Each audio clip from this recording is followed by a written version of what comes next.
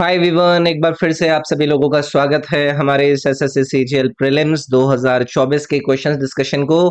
और हमारी आज की इस वीडियो में हम डिस्कस करेंगे इंग्लिश के पूछे गए 25 सवालों को।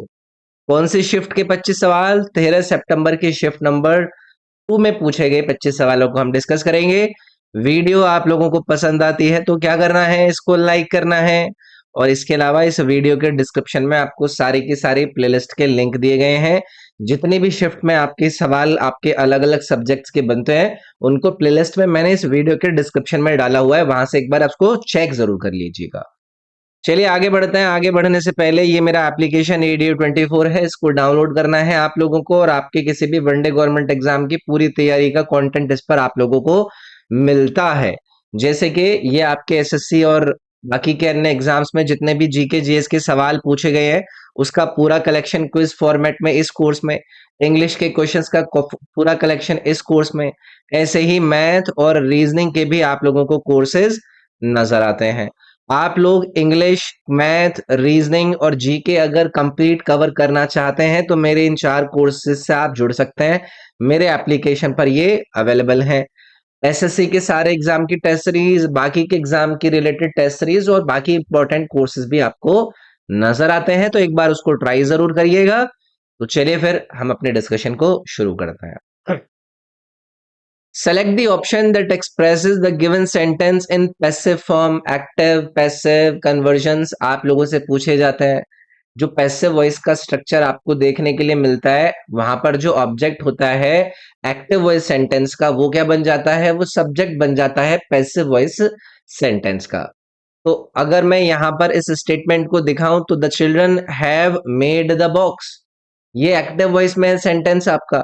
अब इसको जब आप पैसिव वॉइस में कन्वर्ट करोगे तो जो इसका ऑब्जेक्ट है, ऑब्जेक्ट क्या है इसका? द बॉक्स, वो कहां पर चला जाएगा? बिगनिंग में चला जाएगा। और ये जो हैव मेड यहां पर आपको दिया गया था ये क्या बन जाएगा? हैव बीन मेड बन जाएगा। तो the box have been made, has been made by the children. ठीक है, तो यहां पर जो ऑप्शन नंबर सी है, the box has been made by home? By the children.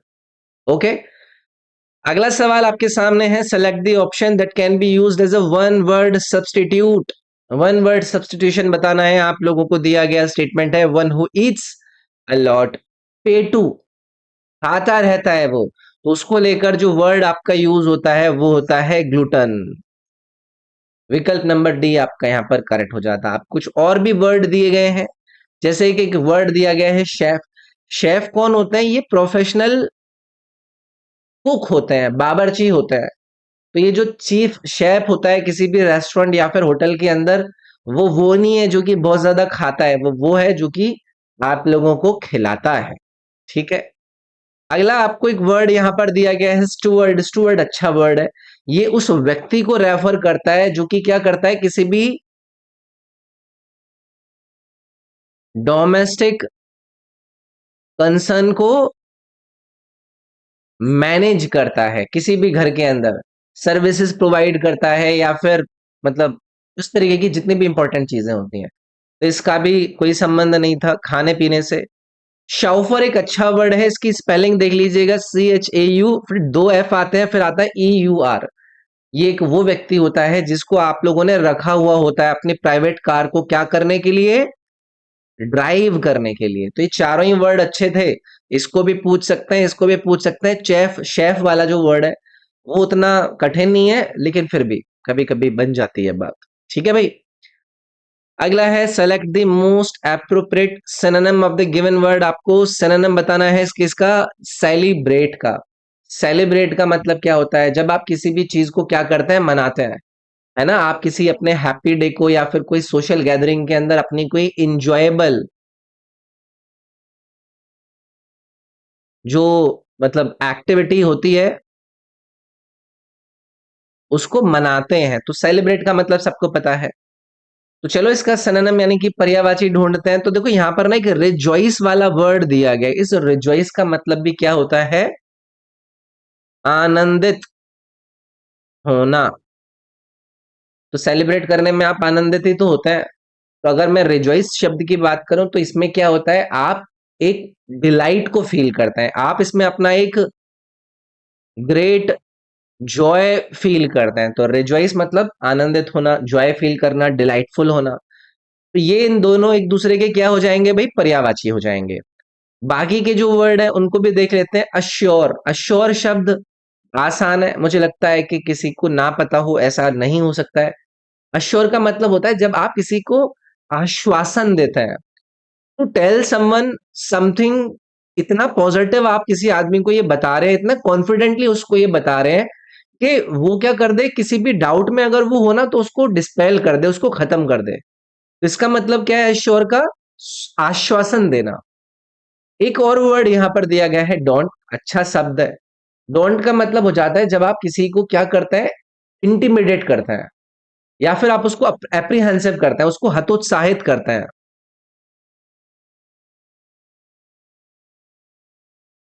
हतोत्साहित करना, ठीक है।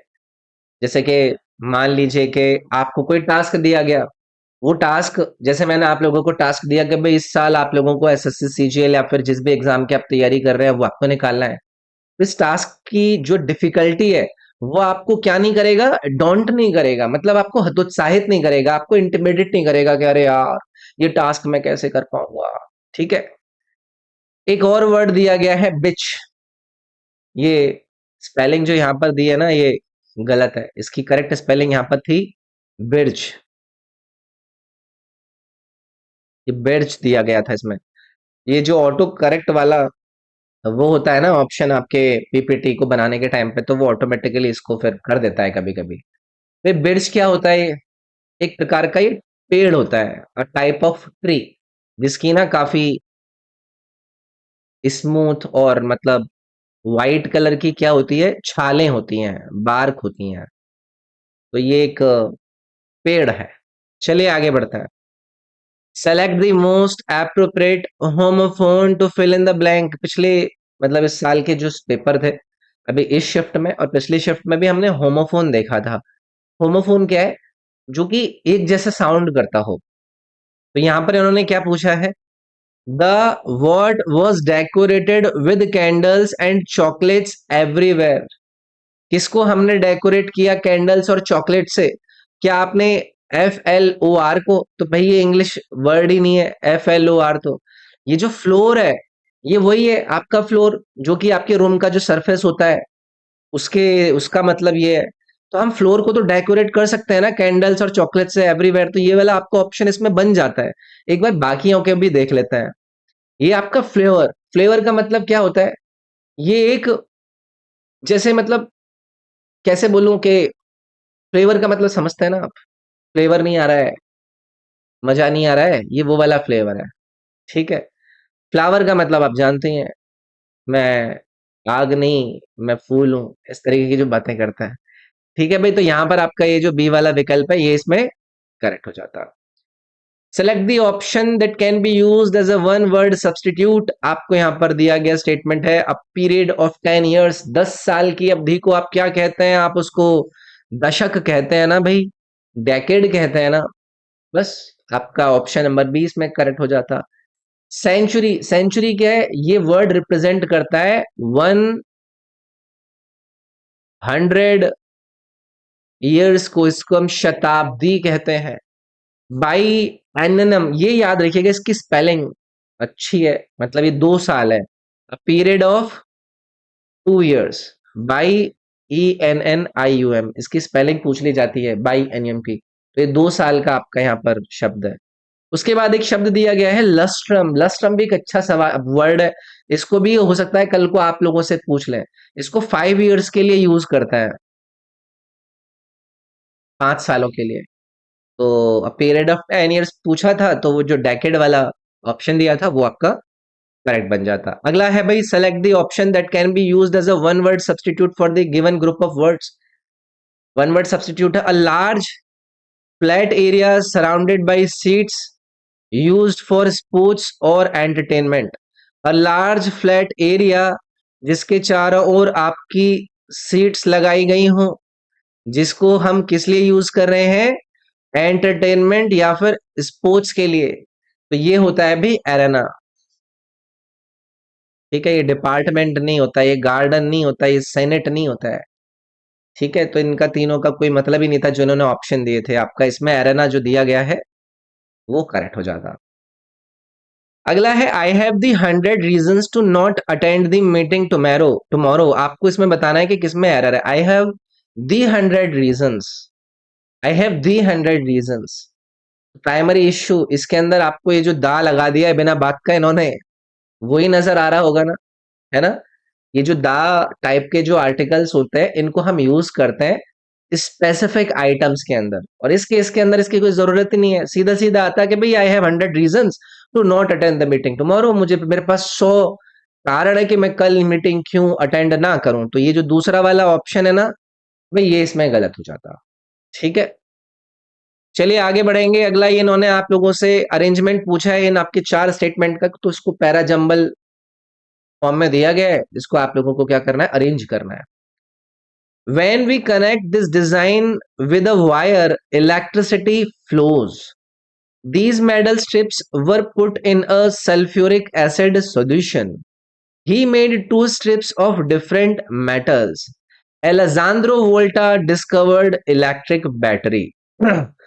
चारों स्टेटमेंट को जब आप लोगों ने पढ़ा और या फिर सुना, आपको समझ में आ गया होगा कि आपका एक इंट्रोडक्शन जो मेन सब्जेक्ट को इंट्रोड्यूस कर रहा है वो कौन सा स्टेटमेंट कर रहा है, ये आपका डी वाला। ये जो एलेजांड्रो वोल्टा है इन्होंने डिस्कवर करी क्या, इलेक्ट्रिक बैटरी। इन्होंने क्या किया, इन्होंने 2 स्ट्रिप्स डिफरेंट मेटल्स की क्या करी, बनाया। और फिर उसके बाद ये जो मेटल स्ट्रिप्स थी उनको सल्फ्यूरिक एसिड सॉल्यूशन में डाला, और जब हम कनेक्ट करते हैं इस डिजाइन को एक वायर के साथ तो ये क्या करती है, आपकी विद्युत को प्रवाह करती है, यानी कि इलेक्ट्रिसिटी फ्लो होती है। तो करेक्ट जो फॉलो अप है इसका वो है डीसी बी ए, यानी कि डीसी बी ए के रूप में आपका ये जो ऑप्शन बी यहां पर दिया गया वो करेक्ट हो जाता। ठीक है, चलिए आगे बढ़ेंगे। Select the most appropriate meaning of this underlined idiom. Idiom दिया गया है स्ट्रेट शूटर।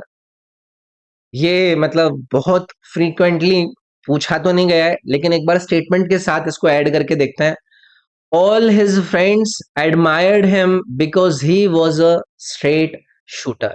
स्ट्रेट शूटर का मतलब क्या होता है, एक ऐसा आदमी, एक ऐसा व्यक्ति जो कि बहुत ज्यादा ना सच्चा है, जिसको मैं बहुत ज्यादा सीधा बोल सकता हूं। एक बहुत ही ज्यादा सच्चा और सीधा आदमी कहा जाता है स्ट्रेट शूटर, जो कि बहुत ज्यादा ऑनेस्ट है, ईमानदार है, डायरेक्टली बात करता है, अपनी जो भी काम करता है उसमें वो सीधे तौर पर अपनी बातों को कहता है, तो उसको एक स्ट्रेट शूटर कहते हैं हम।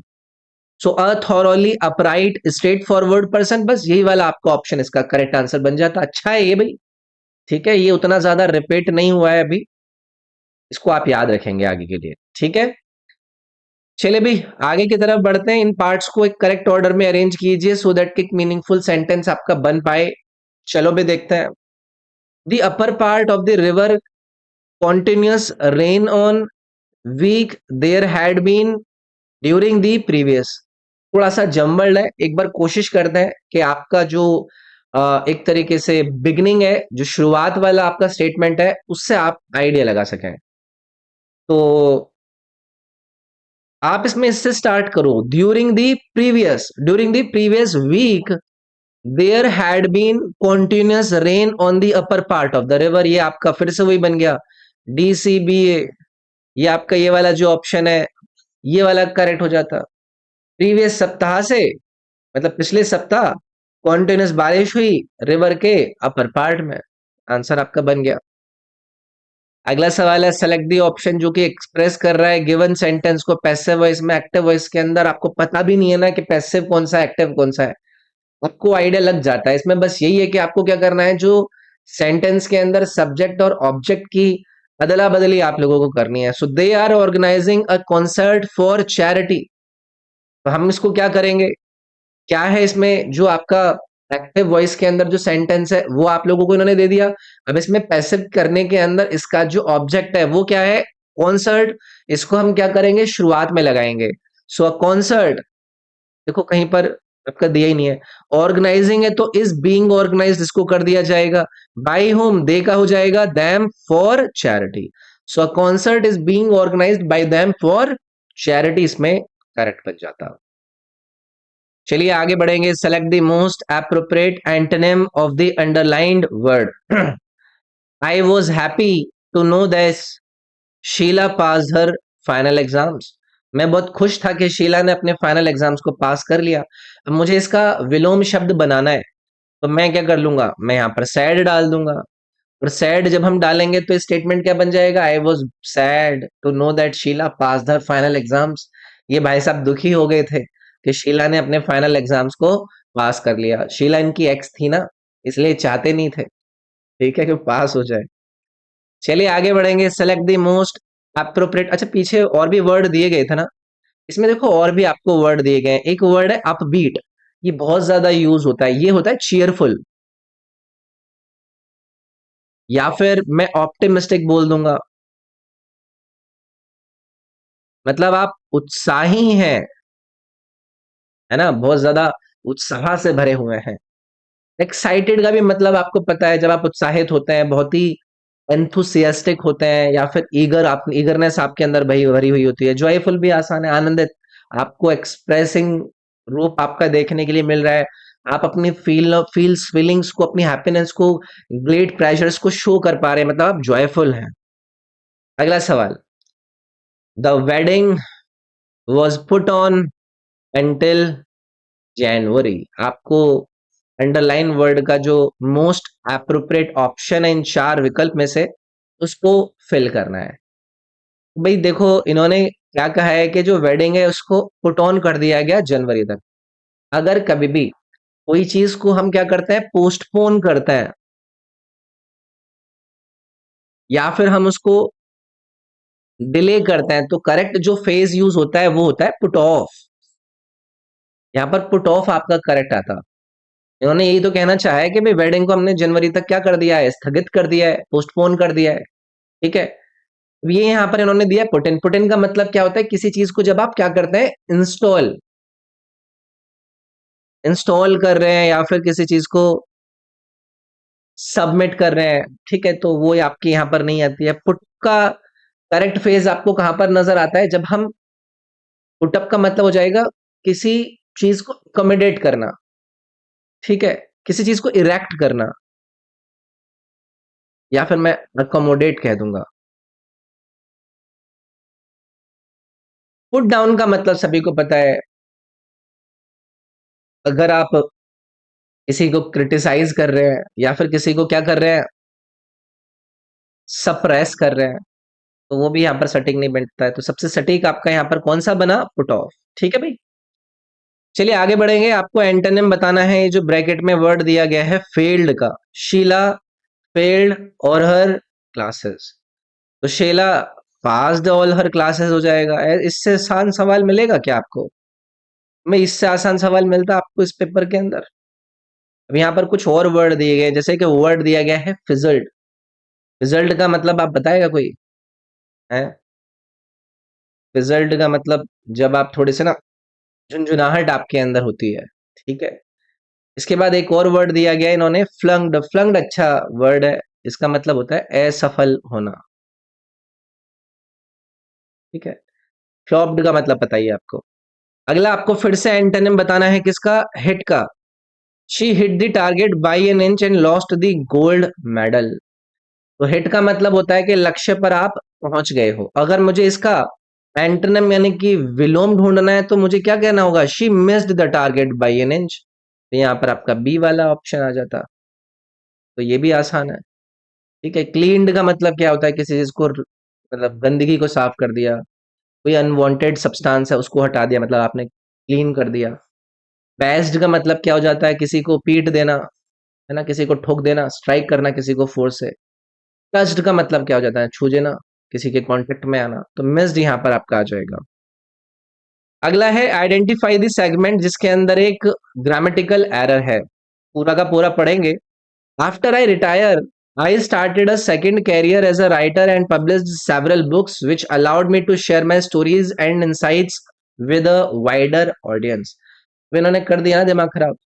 आप लोग मुझे बताओ कि आफ्टर आई रिटायर, मेरे रिटायर होने के बाद, I started a second career, या तो आप ये कहो कि आफ्टर आई रिटायर्ड मेरे रिटायर होने के बाद आई स्टार्टेड समथिंग, या लेकिन इसने क्या कहा है ना, इसने कहा है कि भाई I started a second career as a writer and published several books. After I retire, I के बाद क्या आएगा? आई स्टार्टेड आता है, ये गलत है। I retire, after I retire, ये प्रेजेंट टेंस में है। और स्टार्टेड मैंने आपको बताया ये किसमें है, आपका पास्ट टेंस में है।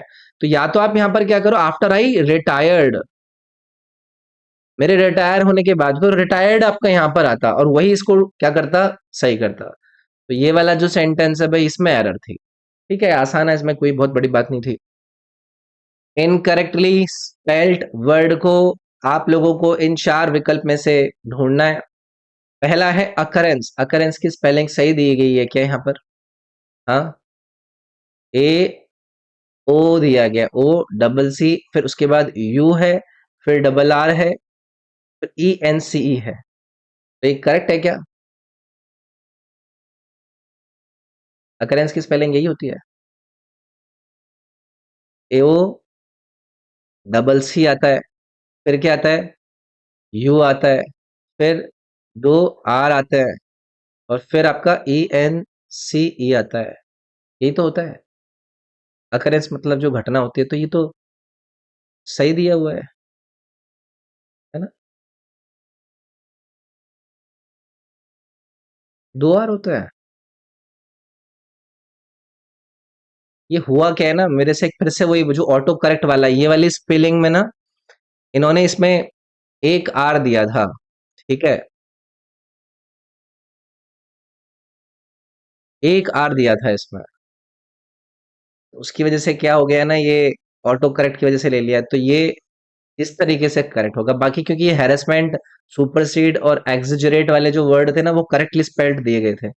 मुझे ऐसा लग रहा था क्योंकि मैंने इसको एक बार देखा था, तो ये था। तो ये वाली स्पेलिंग इसमें इस तरीके से की देगी, तो ऑटो करेक्ट ने इसको वो कर लिया है। ठीक है, चलिए आगे बढ़ते हैं। अगला सवाल आप लोगों से पूछ रहे हैं, select the most appropriate meaning of the underlined idiom my uncle lives in New York so I only see him once in a blue moon. रटा हुआ होगा। Once in a blue moon का मतलब होता है बहुत कम, नॉट वेरी ऑफन। ये जो डी वाला ऑप्शन है ये आपका करेक्ट हो जाएगा। Once in a blue moon मतलब कोई चीज जो कि बहुत ही रेयरली होती है, बहुत ही इनफ्रीक्वेंटली होती है। ठीक है, अगला सवाल है इनकरेक्टली स्पेल्ड वर्ड इन्होंने यहां पर पूछा है। अब देखो यहां पर देखते हैं कि इन्होंने जो वर्ड यहां पर लिए हैं हमने, वो ठीक है या नहीं है। ठीक है, सबसे पहला है टेंजिबल। टेंजिबल का मतलब क्या हो जाता है भाई? टेंजिबल का मतलब होता है कोई चीज जो कि स्पष्ट है, स्पष्ट है। तो हम उसको क्या कहते हैं, टेंजिबल। अब इन्होंने क्या दिया, टेंजिएबल। ठीक है यार, ये स्पेलिंग वाले वर्डों को मैंने सही तरीके से अरेंज नहीं किया क्या? टेंजिएबल तो टेंजिबल नहीं होता, टेंजिबल होता है। ए आपको यहां पर हटाना था, तो ये वाला क्या हो जाता भाई, इसमें आपका इनकरेक्टली स्पेल हो जाता। तो ये वाला करेक्ट है। करेक्ट स्पेलिंग क्या होगी आपकी, टेंजिबल। ये करेक्ट स्पेलिंग रहेगी। ठीक है, उसके बाद ये टेराकोटा। टेराकोटा क्या होता है, एक प्रकार का ये मतलब एक क्ले का बना हुआ एक सेरेमिक होता है, मतलब मिट्टी का बर्तन होता है। टेरासाइड है, टर्शियल है, बाकी के इसमें ठीक है भाई। ठीक है, ये वाला इनकरेक्टली स्पेल्ड था। अगला है select the most appropriate synonym for the underline word. Synonym ढूंढना है किसका, लीजर का। लीजर एक बहुत ही अच्छा शब्द है जिसका मतलब होता है फुर्सत, कि मैं अपने लीजर टाइम में ये करता हूँ वो करता हूँ, मतलब एक मेरा एक फ्री टाइम है जिसमें मैं वर्क नहीं कर रहा होता हूँ, मैं किसी भी एक्टिविटी में एंजॉय नहीं कर रहा होता हूँ। ठीक है, तो ये फुर्सत है। अगर मुझे इसका सिनोनिम ढूंढना है तो क्या वो लैंग्वेज होगा? लैंग्वेज का मतलब क्या हो जाता है भाई? लैंग्वेज का मतलब होता है मुरझाना। तो मुरझाना तो इसका वो नहीं हुआ, सिनोनिम नहीं हुआ। मतलब इसमें ना कोई व्यक्ति वीक होता है, इसको हम फीबल बोल सकता है। ठीक है, मेन भी नहीं है। रिक्रिएशन वाला वर्ड भाई इसमें आपका सटीक बैठेगा। रिक्रिएशन का मतलब क्या है, जो मनोरंजन है। तो ये लीजर, फुर्सत, जहां पर आप एंजॉयमेंट के लिए फ्री टाइम लेकर बैठे हो, रिक्रिएशन में भी मनोरंजन वाला है। तो लीजर और रिक्रिएशन वाला जो है आपका ये वर्ड, ये दोनों सिनोनिम हो जाते हैं। चलिए भी पहुंचते हैं हम अपने ये क्लोज टेस्ट पे। एक बार मैसेज पढ़ लेते हैं। Earthquake is the breaking and displacement of substantial portions of Earth's outer rocky crust. During an earthquake, rock disturbances can cause rivers to change their flow. Landslides by earthquakes can cause significant destruction and loss of life. Tsunamis are dash of damaging waves caused by large earthquakes that occur under the ocean. Earthquakes rarely directly kill anyone. Many dash and injuries are caused by falling debris and the fall of structures. The dash of an earthquake relies on how much and how far rock cracks and shifts. Earthquake को लेकर इन्होंने बातें बनाई हैं, उसी को लेकर हमें सवाल फिल करने हैं, ब्लैंक्स को फिल करना है। Earthquake is the what breaking and displacement of substantial portions of earth's outer rocky crust. तो ये पैसेज आपको क्या डिस्क्राइब कर रहा है कि जो सडन और एक सिग्निफिकेंट जो जियोलॉजिकल चेंजेस होते हैं अर्थक्वेक के दौरान, वो क्या क्या होते हैं, वो सब चीजें इसने बताई। Earthquake is abrupt breaking, deliberate breaking, expensive breaking या इनोवेटिव ब्रेकिंग। तो अब्रप्ट ही होगा भी इसका आंसर, एब्रप्ट फिट करेगा। और यहाँ पर जो सडननेस है कि भाई आपको वार्निंग नहीं मिल पाती है, अनप्रडिक्टेबल नेचर है अर्थक्वेक का, उसके बारे में आपको बता रहा है। तो अर्थक्वेक क्या है, एक अब्रप्ट ब्रेकिंग है, अचानक से होने वाली ब्रेकिंग और डिस्प्लेसमेंट है substantial portions of earth's outer rocky crust का। तो इसमें ए बन जाएगा भाई। अगला देखेंगे, अगला क्या है, यहां पर इधर आइए, ये वाला जो है landslides. Landslides dates by earthquake can cause significant destruction. तो लैंडस्लाइड्स प्रिवेंटेड, ब्लॉक्ड, ट्रिगर्ड या सबड्यूड। तो लैंडस्लाइड क्या करेंगी, ट्रिगर करेंगी ना। ट्रिगर्ड बाई अर्थक्वेक, अर्थक्वेक से आई हुई जो लैंडस्लाइड्स है वो कैन कॉज सिग्निफिकेंट डिस्ट्रक्शन है, लॉस ऑफ लाइफ। तो यहां पर इस पैसेज के अंदर डिस्कशन चल रहा है कि भाई अर्थक्वेक के कॉन्सिक्वेंसेस क्या होते हैं, उनका रोल क्या होता है, डिजास्टर जैसे कि लैंडस्लाइड्स कैसे आती हैं। तो ट्रिगर्ड वर्ड इसमें सबसे सटीक सेट बैठ रहा है, तो यहां पर ये सी ऑप्शन करेक्ट हो जाएगा। अगला देखेंगे भाई, अगला है tsunami are a damaging waves. Tsunami are a arrest of damaging waves, interruption of damaging waves, succession of damaging waves या फिर disorder of damaging waves. Arrest करती हैं क्या ये सुनामी, अरेस्ट होती है क्या डैमेजिंग वेव्स का, नहीं। इंटरप्शन होती है क्या डैमेजिंग वेव्स का, नहीं। ये सक्सेशन होती है डैमेजिंग वेव्स का, क्योंकि इसके अंदर एक सीरीज ऑफ सीक्वेंस बनता है। ठीक है, सुनामीज आर सक्सेशन, वो लगातार आपकी आने वाली डैमेजिंग वेव्स होती हैं। तो यहां पर भी आपका सी ऑप्शन सटीक बैठ जाता। ठीक है, आगे आएंगे 24वें सवाल का, यानी कि चौथा जो ब्लैंक है वो फिल करना है। Many dash and injuries are caused by falling debris. तो many what, many viability, many survival, many fatalities. तो मैनी फैटेलिटीज आपका आएगा। फैटेलिटीज का मतलब क्या होता है, जो डेथ होती है या फिर डिजास्टर से होने वाली जितने भी नुकसान होते हैं। तो fatalities and injuries are caused by, तो यहां पर ये इसका भी सी ऑप्शन करेक्ट हो जाता। ठीक है, ये है भाई अंतिम सवाल। ठीक है, ये भाई वो ऐड रह गया है उसका पीछे वाले सवाल का, इसको आप एक बार इग्नोर कर दीजिए, ये वाला जो टिक है। The what of an earthquake relies on how much. तो किसी भी अर्थक्वेक के किस पर रिलाई करने की आप बात कर रहे हैं, डेप्थ पर। The depth of an earthquake किस पर रिलाई करता है, एक बार पीछे देख लेते हैं, इस यहाँ पर फिल करते हैं उसको। The what of an earthquake relies on how much and how far. तो कौन सी चीज इस बात पर रिलाई करती है कि वो कितना दूर और कितना फार रॉक क्रैक या शिफ्ट हुई है। मैग्नीट्यूड को ही तो निर्धारित करते हैं इस आधार पर कि वो कितना दूर है या कितनी उसकी जो क्रस्ट है वो आपका डिस्टर्ब हुई है। तो यहां पर डी वाला ऑप्शन बच जाता। ठीक है, तो ये था भाई आज का डिस्कशन जिसको हमने कवर किया, इंग्लिश के 25 सवाल जो कि पूछे गए थे 13 सितंबर की शिफ्ट नंबर 2 में। वीडियो पसंद आई है तो लाइक जरूर कीजिएगा। कोई स्टूडेंट जो इंग्लिश में आपको लगता है कि वीक है उसके साथ इस प्लेलिस्ट और इस वीडियो को आप लोग शेयर कर सकते हैं सो दैट कि वो एग्ज़ाम से पहले अपने आप को तैयार कर सकें। बाकी इस वीडियो के डिस्क्रिप्शन में मेरे इंस्टाग्राम और मेरे टेलीग्राम के लिंक है। इंस्टाग्राम पर जाकर आप मुझे डायरेक्टली मेरे साथ कनेक्ट कर सकते हैं, बात कर सकते हैं। आप लोगों को अगर कोई चीज़ पूछनी है, कोई गाइडेंस चाहिए तो मैं आप लोगों को रिप्लाई करूँगा। टेलीग्राम को ज़रूर जॉइन कीजिएगा क्योंकि वहाँ पर इम्पोर्टेंट करंट अफेयर और बाकी की इम्पोर्टेंट जो चीज़ें होती हैं उनको आप लोगों को मैं प्रोवाइड करता रहता हूँ। ये ऐप है मेरा, इस ऐप को डाउनलोड करके आप लोग ज़रूर एक बार ट्राई कीजिएगा। इसमें आपकी तैयारी के लिए बहुत ही बेहतरीन मटेरियल मैंने प्रोवाइड करा हुआ है। तो मिलता हूँ मैं आपसे अगली क्लास के अंदर। इस वीडियो में इतना रखते हैं। Thank you, take care, bye bye.